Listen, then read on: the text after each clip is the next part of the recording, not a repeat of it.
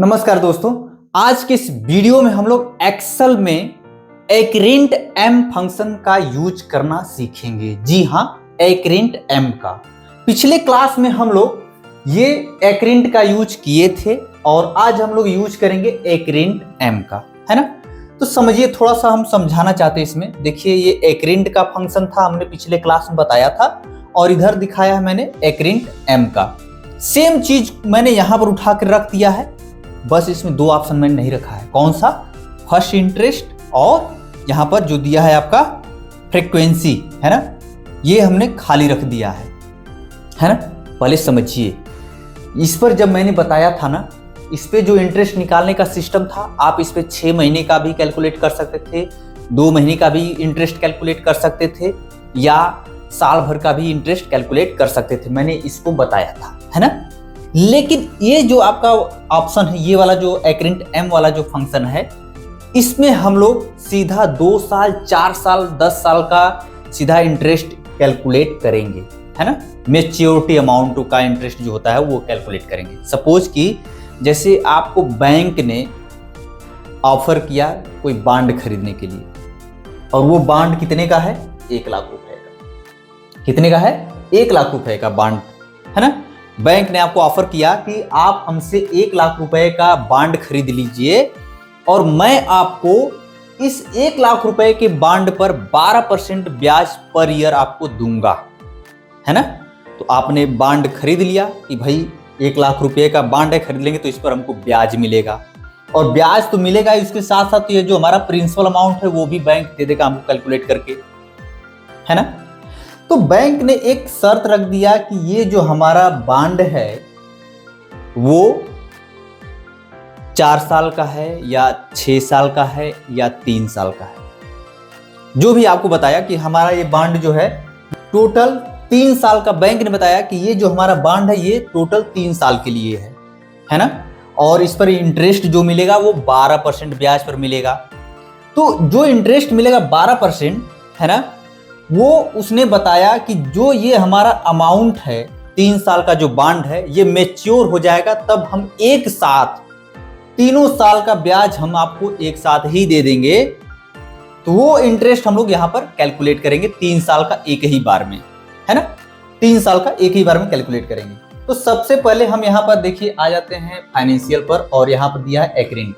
पहले हम समझाने के लिए बता रहे हैं। देखिए, एक्रिंट में देखेंगे तो 1, 2, 3, 4, 5, और उसके अलावा 2-3 ऑप्शन और मिल जाएगा, 6, 7, 8, है ना। कुछ ऑप्शन इतना मिल जा रहा है। अब देखिए, यहाँ पर मैंने ये जो एक्रिंट का जो फार्मूला था, ये जो फार्मूला है, इसके अनुसार मैंने यहाँ पर सेट किया हुआ था, मैंने पिछले क्लास में बताया था। अब यहाँ पर हम आते हैं फिर से और एक्रिंट एम पर आते हैं, और देखिए यहाँ पर देखेंगे तो सिर्फ 5 ही ऑप्शन दिया है ना। यहाँ पर देखिए कोई स्क्रॉल बार नहीं है। अभी देखेंगे 1, 2, 3, 4, 5 इशू डेट दिया, इशू दिया है, सेटलमेंट दिया है, रेट दिया है, पर दिया है, और बेसिस दिया है। इतना ही चीज दिया है। अब देखिए, ये थोड़ा सा समझ के बाहर था, लेकिन ये तो बहुत आसान है, हल्का है ना। समझिए, पहले देखिए, मैंने सेम चीज यहाँ पर उठा के रख दिया है, बस यहाँ पर दिखाने के लिए फ्रीक्वेंसी को मैं डिलीट कर देता हूँ। यहाँ पर दिखाने के लिए, है ना, मैंने आपको दिखा दिया। ये देखिए, जगह को मैंने खाली कर दिया है। देखिए, यहाँ पर इशू डेट है, वहीं उठा लिया। फर्स्ट इंटरेस्ट इसमें नहीं लगा है ना। सेटलमेंट डेट देखिए यहाँ पर दिया है, और उसके बाद रेट है, रेट रख दिया, पर यहाँ पर है, ये रख दिया। फ्रीक्वेंसी यहाँ पर नहीं है, देखिए यहाँ पर हटा दिया है।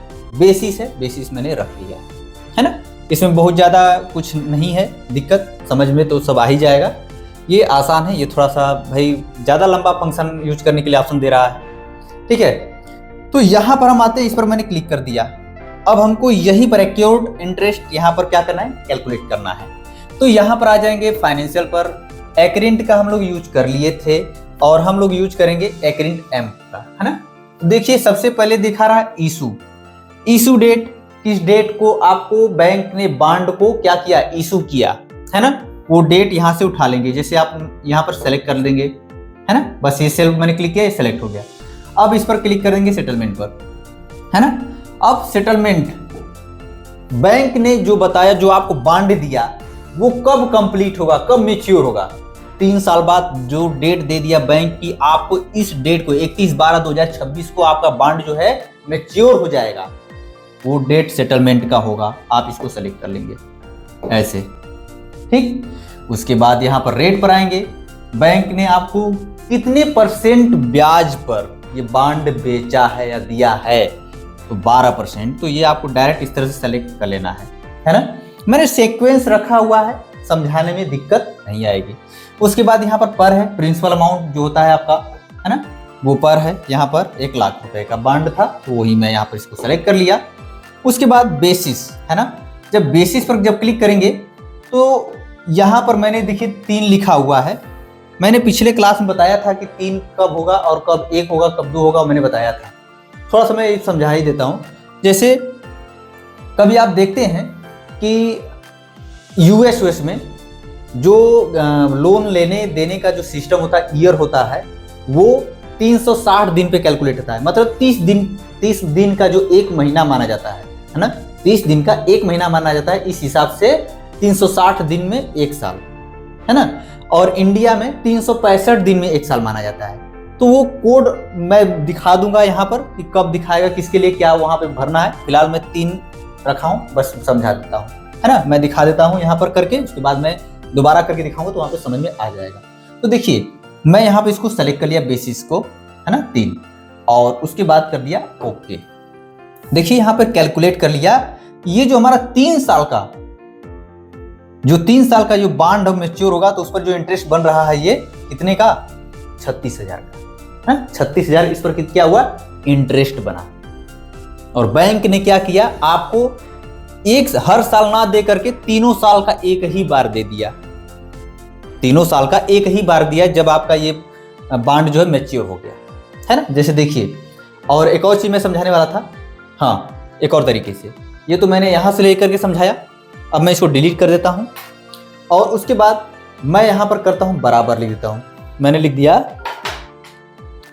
बराबर, उसके बाद एकरेंट ना, एकरेंट एम, है ना, एम, फिर कोस्ट कर दिया ऐसे।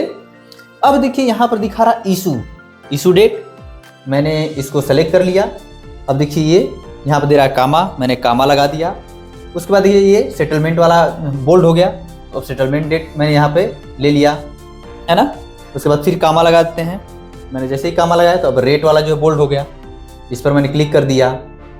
उसके बाद कामा लगा दिया, फिर उसके बाद यहाँ पे पर वाला जो दिख रहा है बोल्ड हो गया है, पर मैंने इस पर क्लिक कर दिया और ये देखिए मैंने कामा लगा दिया। जैसे ही कामा लगाया तो अब देखिए बात आ गई बेसिस की, जो मैं यहाँ पर समझाना चाहता था वो यहाँ पर सामने खुल के आ गया, है ना। देखिए यहाँ पर दिया है 0, है ना।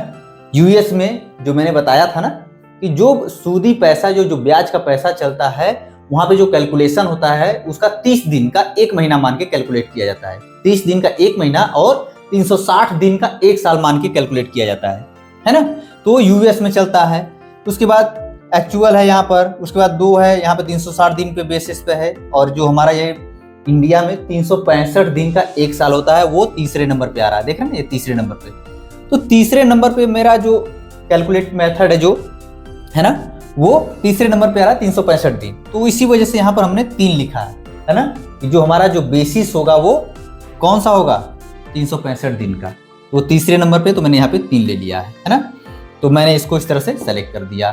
अब उसके बाद पोस्ट कर देंगे बंद, और उसके बाद कर देंगे यहाँ पर एंटर। ये देखिए हमारा कैलकुलेट कर लिया अमाउंट, ठीक है। सपोज कि बैंक ने आपको कह दिया कि हम 10% के बजाय आपको हम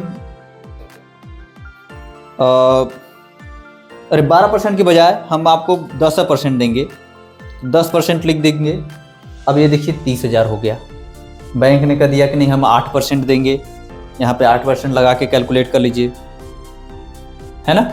और बैंक ने कह दिया कि हम आपको ये बांड 4 साल के लिए देंगे, तो ये जो आपका ये अमाउंट है 26 है जो लिखा है, 26 के बजाय मैं यहाँ पर करता हूँ 27। मैंने यहाँ पर कर दिया, डिलीट करके 27 कर दिया और एंटर। अब ये देखिए 8% ब्याज के हिसाब से 4 साल का अमाउंट 32,000 हो गया। अगर मैं यही 12% अगर कर देता हूँ तो 48,000 हो गया इंटरेस्ट। तो आप इस तरह से एकरेंट एम का यूज करके, है ना, पूरे जो ये पूरा 4 साल या 5 साल का जो पीरियड होता है पूरे का आप इंटरेस्ट कैलकुलेट कर सकते हैं। बाकी अगला वाला जो हम लोगों का फंक्शन होगा हम लोग नेक्स्ट वीडियो में पढ़ेंगे। आज के लिए इतना ही। Thank you.